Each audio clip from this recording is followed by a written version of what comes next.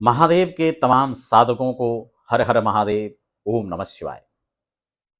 देवादिदेव महादेव की उपासना साधना यदि व्यक्ति जीवन में करता है तो क्या कुछ नहीं प्राप्त कर सकता है।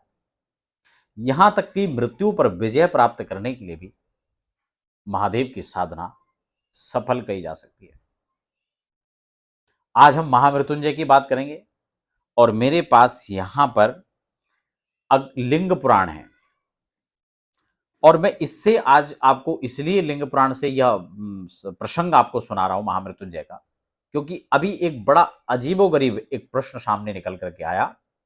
पंजाब के कोई दर्शक हैं और इस प्रकार से एक पहले भी घटना आई थी बहुत समय पहले, वो महाराष्ट्र के थे। तो आज खासकर क्योंकि ये प्रश्न कई बार जब सामने आ चुका है तो मुझे लगा इस पर चर्चा करनी चाहिए। और खास बात इस बार जो है, जिन्होंने पंजाब से जो ये कार्यक्रम के बारे में मैं जो आज डिस्कस करने वाला हूं महामृत्युंजय, मैं आज का टॉपिक जो आपने देख लिया होगा थंबनेल में कि क्या मृत्यु को पर भी प्राप्त किया जा सकता है, ये प्रश्न नहीं है। क्या मरा हुआ व्यक्ति पुनः जीवित हो सकता है महामृत्युंजय से, ये प्रश्न है। और उसके उत्तर में ये लिंग पुराण है। अब आप इसको सुने समझें और फिर आप निष्कर्ष निकालें कि क्या ऐसा संभव है या नहीं।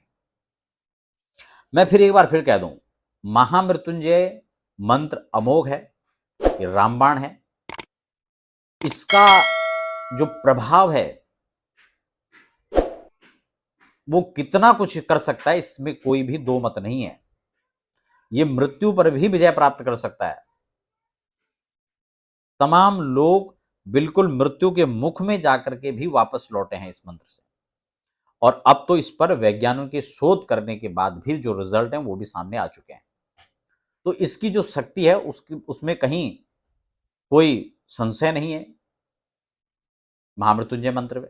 लेकिन आज जो मैं प्रसंग सुना रहा इसको आप सुने, क्योंकि आज जिन्होंने ये प्रश्न मुझसे पूछा था उन्होंने मुझे कौशिक जी महाराज जो वृंदावन वाले हैं उनकी वीडियो भी मुझे साथ साथ में भेजी थी और उन्होंने इसी प्रसंग का हवाला दिया। और ये 64वां अध्याय है लिंग पुराण का। अगर आपके पास लिंग पुराण है तो आप 64वां जो अध्याय है 64वां, उसको आप पढ़ सकते हैं। इसको मैं ज्यादा अपनी तरफ से कुछ भी नहीं मैं बताऊंगा, जो इसमें है मैं उसी बात को यहाँ पर रखूंगा। यहाँ पर बहुत स्पष्ट कहा गया है वशिष्ठ और शक्ति, वशिष्ठ पुत्र जो शक्ति हैं उनके बारे में ये आख्यान है। एक रुधिर नाम का एक राक्षस था, मैं संक्षिप्त में इसको सुना रहा हूं। पूर्व काल में विश्वामित्र के शाप से, क्योंकि आप इंटरनेट पर पढ़ेंगे तो ये भी उसमें आता है कि उन्होंने उनके पुत्रों का वध किया था, लेकिन ऐसा नहीं है। 100 पुत्र थे वशिष्ठ जी महाराज के, और उनके 100 पुत्रों में जो वशिष्ठ के बड़े पुत्र थे उनका नाम था शक्ति। और उनके साथ जो और 99 भाई थे, यानी 100 पुत्रों का वध जो है रुधिर नामक जो दैत्य था, इसलिए उनको जो है समाप्त कर दिया था। इसमें आता है कि रुधिर नामक जो दैत्य था वो विश्वामित्र से प्रेरित होकर के उसने ऐसा किया था। खैर, तो जब ये 100 पुत्र मारे गए, इसमें शक्ति भी मारा गया। और जब ये वशिष्ठ जी महाराज को पता लगा तो उनको बड़ा कष्ट हुआ। नष्टम कुलम मिति श्रुत्वा मर्तुम चक्रे मतिम तदा स्मरन पुत्र शतम चेव शक्ति ज्येष्ठम च शक्तिमान। यानी शक्ति के साथ में 100 पुत्र और जो थे, उनकी मृत्यु के पश्चात वशिष्ठ जी महाराज को बड़ा कोप हुआ, बड़ा दुख हुआ।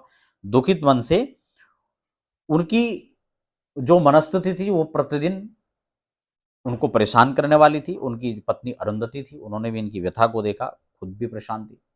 लेकिन शक्ति की जो पत्नी थी उसका नाम था अदृश्यंती। पुत्रवधु, उसी पुत्रवधु ने अपने आप को भी दोषी माना, अपने सास ससुर से भी कहा कि आप कृपया इस प्रकार का जो मैं समझ सकती हूँ कि मैं इसके लिए खुद भी कहीं ना कहीं, उन्होंने अपने आप को इसमें दोषी माना, जबकि ऐसा नहीं है। लेकिन फिर भी जो है कहा कि आप अपने पुत्र के लिए नहीं, कम से कम अपने पौत्र के लिए, उनकी देखभाल के लिए आप इस शरीर को धारण करो, क्योंकि वशिष्ठ जी यहाँ पर अपने शरीर को ही खत्म करना चाहते थे। तो यहां पर जो है उन्होंने, जो अदृश्यंती थी उनकी पुत्र वधु थी, उन्होंने कहा कि आप इस देह को धारण करके रखें। नित्याज्यम तव विप्रेन्द्र देह मत सुशोभनम गर्भस्थो मम सर्वार्थ साधक शक्ति जो यतः, यानी ये शक्ति का पुत्र जो है, इसके लिए अपने पौत्र के लिए कम से कम आप शरीर धारण करके रखें। ठीक हो गया? क्योंकि इसको आप नष्ट ना करें, क्योंकि सभी अर्थों में सिद्ध करने वाला, सभी अर्थों को जो सिद्ध करने वाला शक्ति पुत्र है वो अभी मेरे गर्भ में है, ऐसा अदृश्यंती ने कहा। उसके बाद कमल नेत्र वाले विश्वात्मा कृपानिधि भगवान विष्णु आकाश में स्थित होकर के वशिष्ठ से कहा, हे वत्स, इस प्रकार का दुराग्रह मत कीजिए। अपने पौत्र के मुख कमल से यह ऋचा निकली है। वो ऋचा कौन सी थी उसको मैं आगे बताऊंगा। हे शक्ति, हे मुने हैं, शक्ति का यह पुत्र यानी आपका जो प्रपौत्र, आपका जो पौत्र है वो मेरे समान ही शक्ति संपन्न होगा, मेरे समान शक्तिशाली होगा। और अतः हे पुत्र, तुम उनका श्रेष्ठ जो शोक है उसको त्यागो और उठिए, यह गर्भस्थ शिशु रुद्र का भक्त होगा। कौन? जो शक्ति का पुत्र है, जो गर्भ में पल रहा था। तो ऐसा कह करके दयालु भगवान विष्णु वहीं अंतर्धान हो जाते हैं, उनको समझा करके। आगे इसमें सुंदर कथा है। अदृश्यंती जो थी उन्होंने कहा, हे यदि मुनिश्रेष्ठ जीवन की रक्षा करने का निश्चय किया है तो मैं किसी रूप में अपने अशुभ या शुभ, अब इसको अशुभ या शुभ जो भी कह लो, इस देह की मैं रक्षा करूंगी, ऐसा मैंने भी निश्चय किया है। मेरे मन की कठोरता है, जो मैंने प्राणतुल्य अपने पति को छोड़ दिया है, यानी उनको उनकी मृत्यु हो गई है और तो भी मैं जीवित हूं, ये मेरे लिए बड़े विडंबना की बात है। इस प्रकार से उन्होंने अपने आप को भी कहीं ना कहीं जो अपने मन में जो क्षोभ था वो भी यहां पर प्रकट किया। और शक्ति पत्नी अत्यंत तेजस्वी पुत्र को समय आने पर उन्होंने जन्म दिया। अब यहां पर देखिए, यहां पर प्रश्न जो था कि क्या मृत जो व्यक्ति है वो जीवित हो सकता है, तो यहां पर इनकी मृत्यु हो गई थी, लेकिन उसके बाद जो इनका पुत्र हुआ उनका नाम हुआ पराशर, शक्तिपुत्र पराशर। ठीक है ना? तो जब इनका जन्म हुआ तो इन्होंने अपनी माता और अपने पितामह, अपने मातामही को, उनके कष्ट को देख करके, और तब इन्होंने भगवान शिव का जो है स्तवन किया, पूजन किया। और उस समय जो इन्होंने भगवान शिव की आराधना की, यहां पर आता है कि उन्होंने मिट्टी का पार्थिवेश्वर बनाया, यानी भगवान शिव का पार्थिव लिंग बनाया और उसका क्षणिक लिंग बना करके शुभ शिव सूक्त से, यहां पर बहुत सुंदर श्लोक है, नीलम रुद्रम तो साक्तेयस तथा रुद्रम च शोभनम वामीयम पवमानम च पंच ब्रह्मम तथैव च, यानी इन्होंने यहां पर त्र्यंबक मंत्र का विधिवत जो है, त्र्यंबक मंत्र से विधिवत भगवान शिव का पूजन किया, उनका मंत्र जप किया, पूजन किया। और त्वरित रुद्र, शिव संकल्प सूक्त, नील सूक्त, उद्यम रुद्र, वामीय, पवमान और पंच ब्रह्म, यानी सद्यो जाति जो 5 मंत्र हैं उसमें होत्र सूक्त, लिंग सूक्त, अथर्व शीर्ष, इन सब का जो है मंत्र जप आदि इन्होंने किया और रुद्र को अष्टांग अर्घ्य प्रदान करके यथाशक्ति उनका अभ्यर्चन इन्होंने यहां पर किया। वे शाक्तेय पुत्र, वे शाक्तेय यानी वह पाराशर शक्ति पुत्र भगवान शिव से इन सब की स्तुति के साथ में प्रार्थना करने लगे। अब आप समझ रहे हैं, जब इस प्रकार से भगवान शिव की उन्होंने प्रार्थना की तो तब रुधिर नाम का जो राक्षस भगवान जब प्रकट हुए तो भगवान शिव से इन्होंने कहा कि हे प्रभु, जो है मेरे पिता का वध और उनके साथ में मेरे जो पिता के भाई थे उनको रुधिर नाम के राक्षस ने जो है उनको तेज संपन्न उनको सबको भक्षण कर लिया था। अतः मैं अपने माता पिता की प्रसन्न, अपने पिता माता की प्रसन्नता के लिए अपने पिता का पुनः पुनः दर्शन कराना चाहता हूं।